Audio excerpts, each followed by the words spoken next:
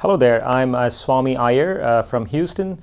I'm here to discuss and give you a 1-minute highlight on the AML program that happened here at SOHO in September 2016.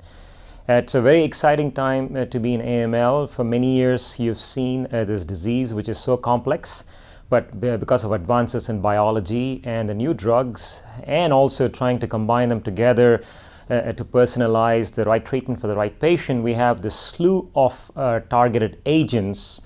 And you can see that today's approaches have changed quite a bit. But I want to, before I get to that, show you what we have done very well in the last 40-45 years. One good story that should always be told is acute promyelocytic leukemia, where where the first targeted therapy was used with ATRA and arsenic, and now you have a survival curve that looks parallel to the x-axis, and that's fantastic. And you can see the 5-year survival rate is almost 100%. And how have we done with the rest of the acute myelogenous leukemia?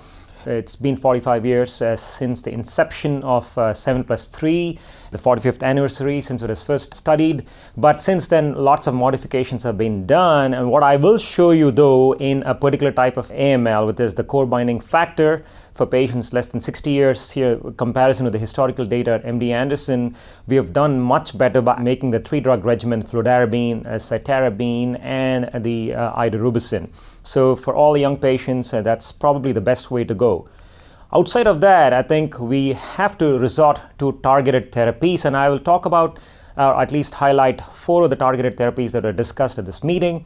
This resurgence of the anti-CD33 antibody drug conjugate is of importance. This is a slide on gemtuzumab ozogamicin, the meta-analysis of 5 AML randomized studies.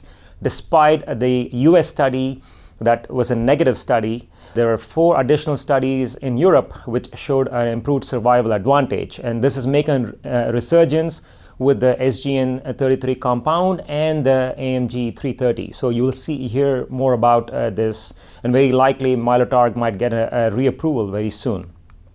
And the second exciting target is Flip3, and this Ratify was a plenary session at ASH last year. And one of the reasons for that is this midostaurin in combination 7+3 showed a survival advantage compared to placebo. And one point I want to highlight here is all these patients had FLT3 mutation status, whether it is internal tandem duplication or TKD. And it appears that the patients with the TKD had a favorable outcome with this combination. And this drug, again, might get an approval early next year for AML.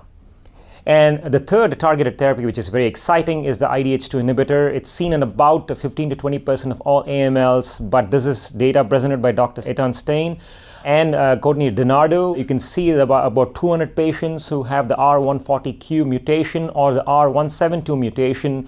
The response rates are pretty impressive at 17%, and these patients have achieved what's called as a clonal remission, which means you still see the mutation but have attained CRs at other levels.